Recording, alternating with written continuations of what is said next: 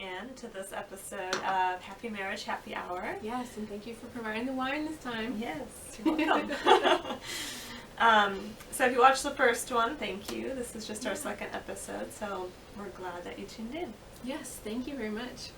So, how about couples who come in who seem to just kind of bicker back and forth about what seems to be the littlest thing, but you can never really get them to hear what the other one is saying or say things in a way that gets the other person listening to them. Mm-hmm. Ever have that? A lot. Every time. A lot? Yes. It comes in as like talking about household duties or like he's not listening to me or that kind of thing. Yeah. Kind of always know what's next. Right, you can see it coming. Mm-hmm. But it's good because we're really familiar with that. Yes. And what that looks like and also kind of how to work with that and what people could be doing differently. Right. So that they can avoid some of the common pitfalls of communicating our issues with our spouses. Yes. Yeah. Very common. Very common. A normal thing. I mean, I think even doing the work to work on it is just a lifelong type of goal between partners anyway. Mm-hmm. So this isn't about perfection at all. But something that we've noticed is two things tend to be the issue, right?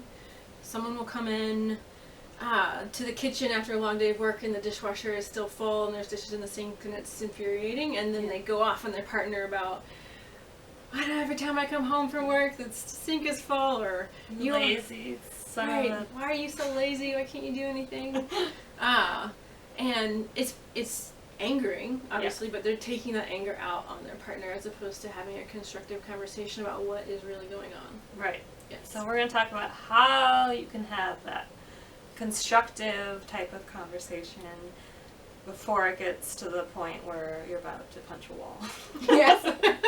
Or slam the doors or leave the house or whatever or it is. screaming match, that type of thing. So, because we don't want to have screaming matches over who left the toilet seat up. Mm-hmm. Because what's the fun in that? No.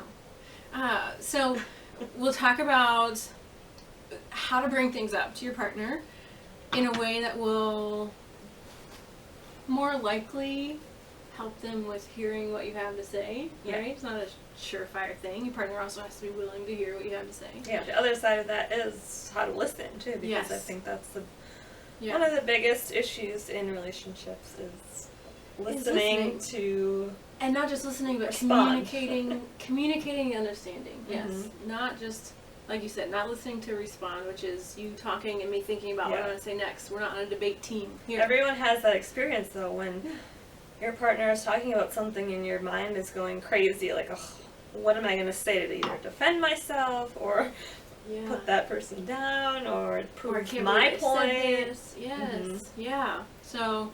also, the listening piece of that is when your partner's coming at you with a complaint, how do you respond to that? How do you handle that gracefully? How do you really hear what's going on behind all of that for our partners? Because usually it's not really about the dishwasher. No. It's not usually about the toilet seat. So we'll kind of get into that, and also that last piece as we're getting at this kind of identifying what is actually going on. Mm-hmm. So the first part is what is a criticism and what is a complaint, because complaining is fine and it has to happen. Right. We have complaints. Otherwise, how do you talk about things? Right. But criticism is something a little bit different, and that's something you want to avoid or eliminate if possible. Yeah. So the difference between a complaint and a criticism, I guess examples being, well, let's just see which sounds better to you. I really hate that I get home every night and I'm tired and the dishes are still in the dishwasher and you've been sitting here for so long and I just wish I could come home and relax. Or, why are you so lazy? Every time I come home you don't ever do any of the chores and I have to do everything around here and I'm just kind of really pissed off at you, and how can you be so unthoughtful and ungrateful? Right. Why are you so lazy? Yeah. So obviously the first one that you said is the complaint, because you're saying, you're keeping it about you and saying, this is how I feel, I kind of wish this was how it was different. And the criticism part, I like to think of as you're attacking that person's character. You're making them kind of feel We're talking crappy. character traits here. We're Yeah. saying you're worthless, you're useless, you're lazy, and then we have, what else are we supposed to do but say, no, I'm not, because no person is just that. Obviously, I have thoughtful characteristics. I do probably do things around the house. And so for you to say that kind of black or white statement, I'm going to have a natural reaction to that where I'm not going to hear anything you're saying because I'm going to have to defend myself. Yeah. And then we get into the defensiveness, which is another thing that, we're talking about criticism and defensiveness being two of the four horsemen of the apocalypse, as Scott calls them. So, yes. Yeah, and when you get into that defensive mode, it's like you're in the back part of your brain and you're thinking like fight or flight, like either I'm going to fight back at you or I'm going to totally ignore you.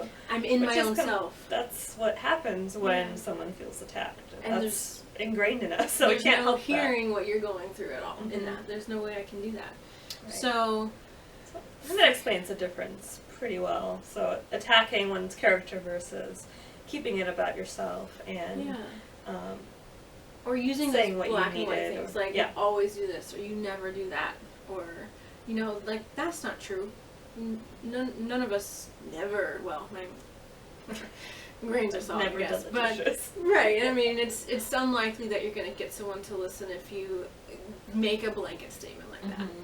So, being cognizant of the difference between criticizing, which is harmful and hurtful and people don't take very well typically, and complaining, which is sort of a natural result of the friction between people and relationships. Yeah. That's just going to happen. Right. So knowing the difference between those two, and I guess talking to your partner about, well, what are those things that trigger you when I say them like that? That might be an interesting conversation. Yeah. Like, when do you feel criticized? Oh gosh, that could be a whole other. Come in to see us. We'll help you through it if that conversation seems daunting. But right. So then if you are able to complain instead of criticize, the person who is hearing that has to be able to show that they're listening. Yes. And that can be really difficult. Right, and I had a client one time phrase it like, it's not just about listening, it's about communicating your understanding. And I really like the way she phrased that because it's exactly what someone is looking for. When I'm complaining about something, I'm not complaining to hear your rebuttal. I'm complaining because there's something going on for me that I want you to hear. And this really maybe even doesn't have very much to do with you except that you were present and are part of this conversation. Yeah. You never have to agree with your partner on certain things. You don't have to cause an argument about that. It's like you said, it's about understanding their perspective. And if you can get to that point, I feel like that's successful. You don't have to persuade them that you're right and right. I want to say that again slowly because I think that that's really important and that is something that a lot of couples, it's kind of like an moment when they realize I can actually validate my partner, hear what they're saying, communicate that understanding, all while not really agreeing with the way they've come about their decision or the way they are understanding things or for me to be seeing it completely differently. I can see it completely differently for myself and still come over here and try and see it from your perspective. Right. I'm not saying you're right or I'm right and you're wrong. It's not about that. It's just about understanding. So I think that's super important. Right. To just acknowledge.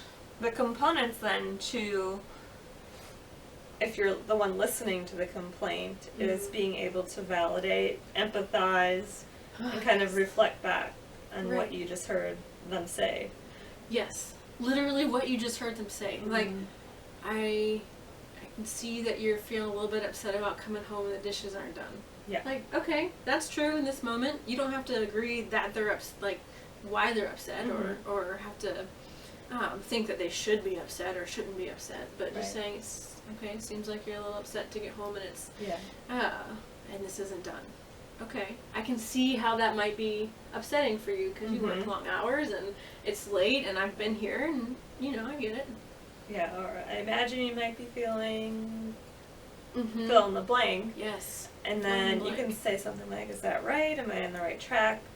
That way that gives your partner a chance to say, no, that's not how I feel, and this is really how I feel. Or, yeah, I think you got it. That's how I'm feeling, and go from there.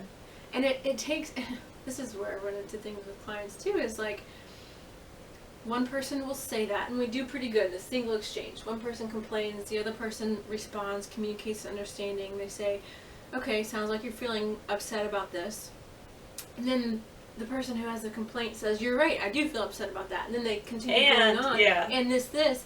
And then we lose the listener.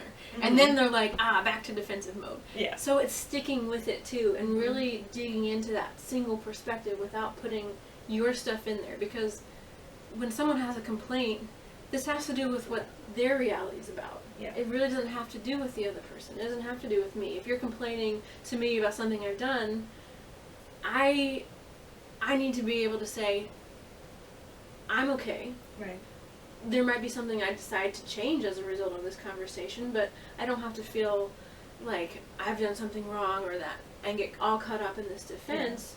Yeah. I can hear you say, oh, you're really tired when you get home and it would just be nice to relax. And I can understand that, and maybe then we'll decide together to do something differently about it. Right. And I think it's hard for people that are kind of sensitive to criticism and that kind of thing. And I think it's okay for the partner to even say, hey, you know, this isn't about you right now. Like, this is just how I'm feeling, and I don't mean to hurt your feelings, or I don't want to upset you. And to just start a sentence like that is kind of like puts the other person like, yeah, like, it can diffuse some things. And then listen now. Say, look, I'm not angry at you, but I need you to understand the dishes really suck. Yeah. Like, I really hate it. Right. Coming home to see the dishes in the sink. Well, okay.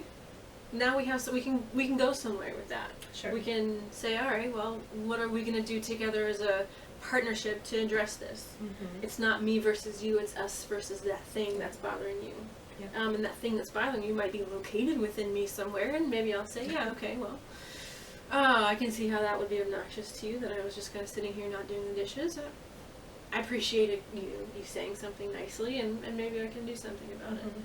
Or maybe we need to hire someone to do the dishes, because neither of us wants to do it. You know, that'd be nice. There are more options than just one. Mm-hmm. But getting to that point of being able to have the conversation about how do we find a compromise around this. That's what I like to do with couples in therapy, is to actually practice that kind of conversation. Yes. And it's so fun because it can be so cheesy, like giving them a script and saying, I heard you say it was, but it lightens the mood, and the more you practice it, the more you get to make it your own, and then it starts to feel more like a real conversation. But you have to practice it. It doesn't just come like that. Right. No, it doesn't. And it's not going to feel natural at first. I think that's why therapy is such a good place to practice it, because it can feel ridiculous, and you're not going to, you know, in this context, all right, you're not going to get upset with each other for it feeling ridiculous so much. And we start to, as we practice with it, say things that come more naturally, because a lot of the recommended, it sounds like you're feeling this. Is this a good time to talk about the dishes? Sometimes, you know, the stock phrases are not the best to use. Sounds like you're feeling angry, is that right? Yeah, no, I'm feeling angry is usually the response, right? So we have to modify that in real life. But having this understanding on a deeper level of, I'm trying to understand you. Help me out, and I'm willing to be helped to understand you. And I think these kinds of conversations don't happen when one person is in the kitchen and the other person's running around in the living room, going back, doing the laundry, doing this, doing that. Yeah. I mean, you kind of have to sit down and look at each other and have a conversation rather than screaming across the room, because that, I think, heightens the tension too. Yeah, so. I'm picking your time and place, particularly if we're talking about something more serious than the dishes being in the sink. Right. Although that might be serious for some people. But choosing that location to say, you know what, I really need to sit down and talk about this. I'd really like you to hear what I'm saying, and it's not a critique of you. Like you said, starting that off. Kind of already disarming someone and saying, you don't have to get defensive right now. Right. That kind of leads into, we're talking about the dishes, and that sounds kind of like, that's not a big issue. Thing to have an issue about. Well, but typically there are things underlying that are causing the issue, not the actual dishes. Right. So I always like to think that there's either like a value or a wish or something that is underlying the surface issue. So maybe if someone does really get upset about the dishes not being done, maybe the thing that they're valuing about that is a clean home, and they Mhm. function better when they come home and the house is clean. It makes them feel happy, and it makes them feel taken care of. Yeah. Or, thought of. You know, if this is something that I care about and it's not really my partner's deal, then if they're doing it, then it's really showing how much Mhm. they're thinking about me in that moment. Right. So that's way different. Like, look how deep that just got. You Mhm. know, it's not really the dishes. It's about how I feel when the dishes are done, and Mm-hmm. so. And we do that a lot. We ascribe some really deep meanings to really everyday type of things Mhm. sometimes. And we can find ourselves getting really angry, bent out of shape about things that once we take a step back, we're like, this isn't really the issue. It's not Right. about the dishes. It's not about the toilet seat. It's not about, the timing of picking up the kids from carpool. It's like there's something else going on Mhm. here. And so being able to sit down and have this speaker-listener kind of conversation where I'm asking questions to kind of understand what you're feeling and what you're experiencing, we can actually dig into some of that. Right. We can get to what is actually happening here, Mhm. as opposed to you complaining or criticizing and me getting defensive, and then all of a sudden we're just fighting about this thing that really wasn't the thing that we wanted to fight about in the first place, and then we don't even get to have Right. the conversation that would have really bolstered our connection or relationship. Yeah. And 100% of the time, I'm not kidding you when I say that, but I do this with couples in therapy. It starts out with something kind of surface, Oh, yeah. and 10 minutes later, it's this whole other thing about Yes. what that really meant to them, and maybe how something hurt their feelings about that. And Yes. it's just crazy how It's it impressive. can go that deep Yeah. that fast. And I think couples are surprised by that too, and I like to Mhm. point that out. Look what you just did in this 10 minutes. Right. You just totally Right. made progress. And then we kind of take off the table this idea that my partner is just making a big deal about nothing. Mhm. Because we start to realize this isn't about nothing. Right. And this is about those important pieces of our relationship and how they're all fitting together, and maybe there's a little friction here and we need to sand down a spot, and this is where we need to focus.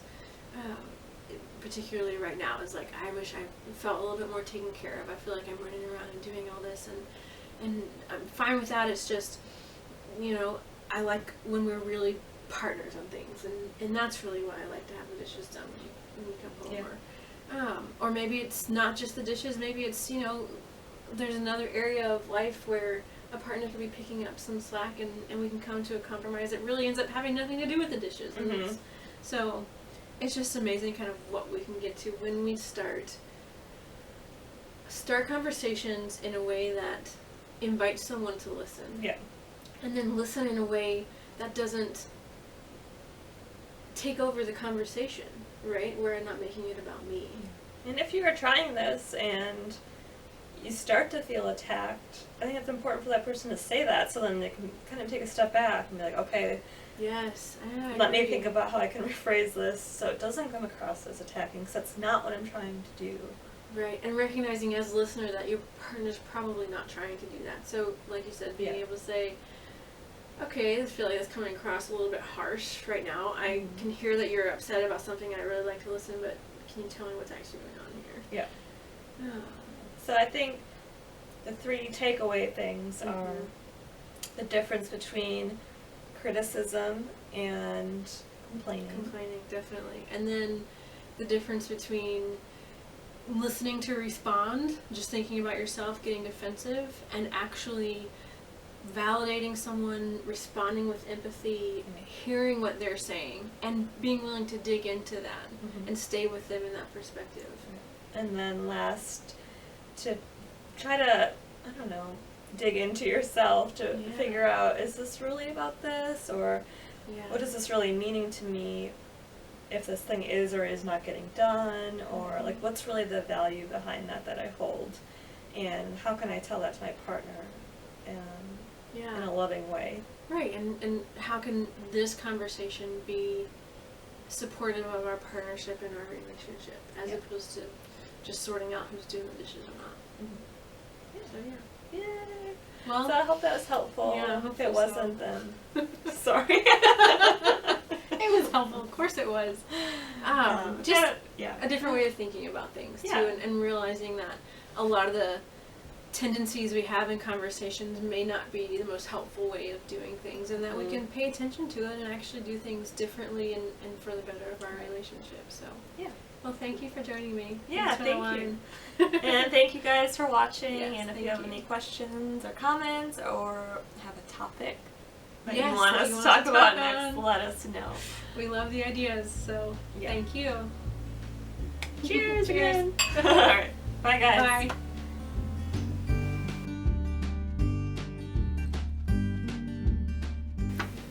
Oh, me. We'll start doing shots before this and not just water. Okay. Alright. I can ask you questions, so Cora. Right? Sure. Like, as long as I know the answer. Well, we should have bloopers at the end. That would be fun. People would like Hello. that. Hello.